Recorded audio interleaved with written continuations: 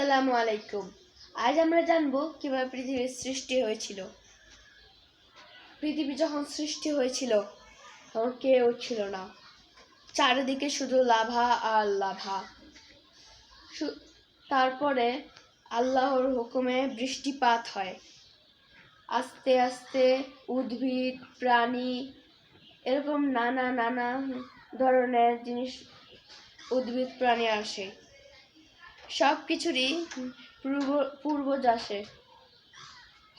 Dinosaur কেন বিলুপ্ত হয়েছিল? কারণ যে সময় ডাইনোসর ছিল ওই সময় অ্যাস্টেরয়েড নামের এক পাথর পড়ে, পাথরে সমস্ত পৃথিবী ধ্বংস হয়, নতুন করে পৃথিবী গড়ে তোলে, আবার উদ্ভিদ, আবার পাখি, সব কিছু নতুন করে। তারপরে ধীরে ধীরে মানুষ সৃষ্টি হয়। সবাইকে ধন্যবাদ।